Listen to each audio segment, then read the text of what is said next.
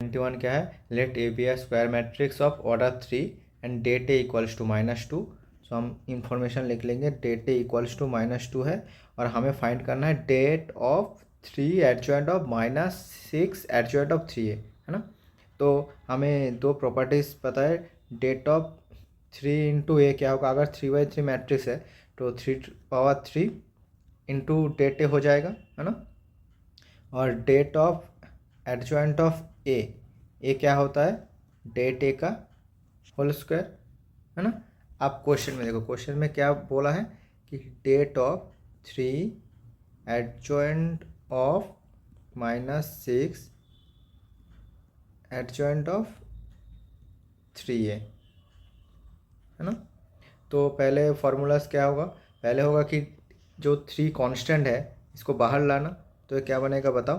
पहले ये बनेगा 3/3 into adjoint of -6 adjoint of 3 है ना। अब इस एडजॉइंट ऑफ इसको एक कोई मैट्रिक्स मान लो M, है ना। तो एडजॉइंट ऑफ ए, तो एडजॉइंट ऑफ ए का फॉर्मूला क्या है, डेट ए होल स्क्वायर, है ना। तो det of -6 adjoint of 3a whole square. अब देखो -6 डेट ऑफ होल स्क्वायर, तो 3/3 -6, तो ये डेट के बाहर आएगा, तो देखो इधर डेट -6 क्यूब आएगा, है ना। तो -6 क्यूब, बट डेट के बाहर भी एक स्क्वायर है, तो क्या हो जाएगा, इसका पावर 2 हो जाएगा, है ना। और इनडायरेक्टली हम इसको क्या लिख सकते हैं, 3 इंटू 2, है ना। और फिर adjoint of 3a whole square, फिर से देखो एडजॉइंट ऑफ मैट्रिक्स, तो क्या बनेगा 3/3, ये बनेगा 6/6, और एडजॉइंट ऑफ 3a तो क्या बनेगा, डेट एडजॉइंट ऑफ 3a का डेट, तो इधर से हमने फॉर्मूला लिखा है, देखो एडजॉइंट ऑफ ए का डेट क्या होता है, det of A whole square, तो ये क्या बनेगा, date of 3a whole square, बाहर भी एक स्क्वायर है, तो क्या बनेगा, पावर 4, है ना। तो 3/3 ये होगा 3/6 2/6 इंटू, ये बाहर क्या आएगा, डेट ऑफ ए 3 है, तो बाहर आएगा तो 3/3 होगा, तो 3/3 बाहर भी 4 है, सो 3/12 इंटू ए डेट ए होल पावर 4, है ना। सो 3/9, तो 3/21 2/6 डेट ए का वैल्यू गिवन है, देखो डेट ए -2, सो -2/4, है ना। सो ये बनेगा 2/4 और 6 2/10 3/21। आप एक किसी के इक्वल दिया है, इक्वल्स टू क्या था, देखो इक्वल्स टू था 2/m + n 3/m n, so A equals to हमारा 2/m + n 3/mn, है ना। तो इधर से हमें क्या मिल रहा है, m + n equals to 10, mn equals to 21, so clearly 3 into 7, so हमारा जो m होगा वो होगा 7, n क्या होगा 3, या इसका अपोजिट भी हो सकता है, m equals to 3 n equals to 7, but question में देखो, क्वेश्चन में इधर स्ट्रिक्टली मेंशन है m greater than equals to n, है ना।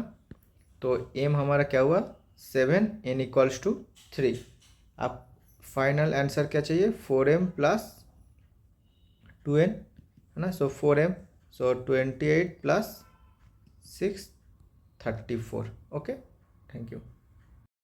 नंबर 22 देखो क्या बोला है, r equals to 0 to 5 summation 11c 2r + 1 / 2r + 2 equals to m/n और GCD of mn equals to 1।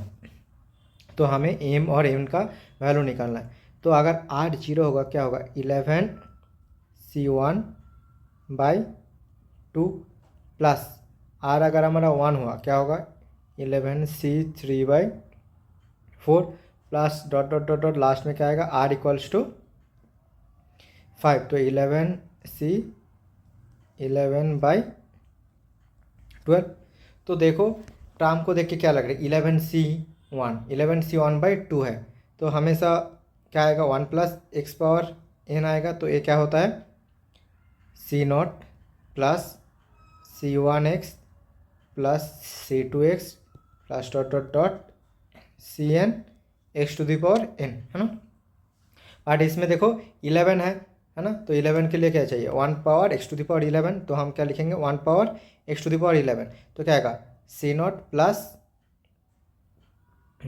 c1x plus dot dot dot dot c11 x to the power 11। तो हमें देखो 11c1 11c2 11c3 11c11 मिल रहा है, but इसमें हमें सारे event term क्या है मिसिंग है ना। तो हमें क्या चाहिए 1 plus 1 minus x to the power n, या x की वैल्यू हम -1 सब्स्टिट्यूट करेंगे, फिर दोनों को ऐड करेंगे तो हमारा क्या हो जाएगा सारे ऑड टर्म कैंसिल होंगे, और दोनों को सब्ट्रैक्ट करेंगे तो हमारा क्या होगा सारे इवेंट टर्म कैंसिल होंगे, ठीक है। और देखो नीचे 11c1/2, अब देखो इसमें 1 है 2 है मतलब x, तो इसको इंटीग्रेट करोगे तो ही क्या आएगा x² 2, है ना। तो हम टर्म्स कैसे है देखो, टर्म्स है 11c1 11/2 11c3/2, तो देखो इसमें टर्म्स सारे ऐसे ही आ रहे हैं, पर हमें क्या चाहिए x की वैल्यू एक बार 1 और एक x की वैल्यू एक बार क्या करना पड़ेगा -1 सब्स्टिट्यूट करना पड़ेगा, तभी ऑड और इवेंट टर्म्स मतलब सब्ट्रैक्ट करने पे देखो। तो मैं तुम्हें छोटा सा एक दिखा देता हूँ, जैसे हम 1 plus x to the power n, ये क्या हो रहा है c0 plus c1x plus dot dot dot dot cn x to the power n, और 1 minus x to the power n, है ना। तो ये क्या आएगा c0 minus c1x plus dot dot dot last करके आएगा plus -1 to the power n x to the power n. अब इसमें छोटा सा हिंट देखो, जैसे हमें ऑड टर्म्स चाहिए तो हम इसको क्या करेंगे सब्ट्रैक्ट करेंगे, मतलब 1 plus x to the power n minus 1 minus x to the power n करेंगे, तो इसमें सारे क्या आएंगे सारे जो टर्म्स आएंगे वो ऑल ऑड टर्म्स, है ना। और 1 plus x to the power n plus 1 minus x to the power n करेंगे तो क्या आएगा ऑल इवन टर्म्स, है ना। और इसको हम शॉर्टकट में क्या ये 1 प्लस और 1 माइनस एक्स ना करके हम डायरेक्टली x=1 और x=-1 करके सॉल्व कर सकते हैं, है ना। तो इधर देखो पहले इंटीग्रेशन में, तो इंटीग्रेशन पहले इंटीग्रेशन हमें क्या करना है 1 x का वैल्यू 1 सब्स्टिट्यूट करना है, बट एज ए तुम इंटीग्रेट कर रहे हो तो तुम 1 सब्स्टिट्यूट नहीं कर सकते, तो क्या लिखना है तुम्हें 0 to 1 plus x whole to the power 11 dx करना पड़ेगा, है ना। तो इधर के भी जो सारे टर्म है वो इंटीग्रेट होके वैल्यू दे देंगे, तो integration 0 to 1 c0 plus c1x plus c2x² plus dot dot dot c11 x to the power 11 आएगा, है ना। अब इधर इंटीग्रेट करने के बाद क्या आएगा 1 plus x to the power 12/12, so x=1 करने पे 2 पावर 12/12 माइनस 0 पे 1/12, और हमारा राइट पे क्या आएगा c0x, तो c0 प्लस c1x² 2 आएगा, तो 1 सब्स्टिट्यूट करने के c1/2 plus c2/3 plus dot dot dot c11/12, और 0 सब्स्टिट्यूट करने के सारे वैल्यू 0 ही आ जाएंगे तो नहीं लिखेंगे। और सेम हम 0 to 1 1 माइनस या 1 प्लस एक्स को इंटीग्रेट करेंगे, बट हम लिमिट देखो -1 to 0 कर दे, क्योंकि हमें x=-1 सब्स्टिट्यूट करना है ना। तो इसका भी क्या आएगा 0 to 1 c0 plus c1x plus dot dot dot c11 x to the power 11 dx। तो इसमें अगर सब्स्टिट्यूट करेंगे तो क्या है इसमें भी सेम, बट 0 पे क्या आएगा वैल्यू 1/12 और -1 पे 0 आ जाएगा। और इसमें देखो c0, तो c0x में जगह c0 प्लस सॉरी हम -1 to 0 कर रहे थे सॉरी, तो 0 पे देखो c0x प्लस c1x, तो सारे वैल्यूज 0 हो जाएंगे। अब -1 पे सब्स्टिट्यूट करने पे क्या आएगा c0, अब ए क्या आ रहा है c0 देखो एक बार दिखा रहे हो c0x plus c1x² 2 minus of, है ना, ऐसे आएंगे। देखो इसको मैं थोड़ा सा दिखा देता हूँ। ये क्या आएगा, -1 to 0।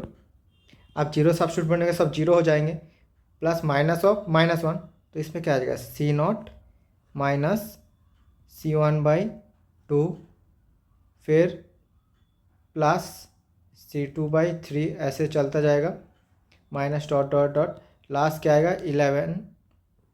12 हो जाएगा, तो प्लस C11/12। अब इसको मान लो 1 नंबर इक्वेशन, इसको 2 नंबर इक्वेशन, है ना। अब तो 1 - 2 करोगे तो क्या होगा, सारे कैंसिल हो जाएंगे, है ना। तो हम करेंगे 1 - 2, क्या मिलेगा हमें 2^12 - 2/12, और इधर क्या आएगा 2 × सारे ऐड हो जाएंगे, तो C1/2 plus C3/4 plus dot dot dot, इधर क्या आएगा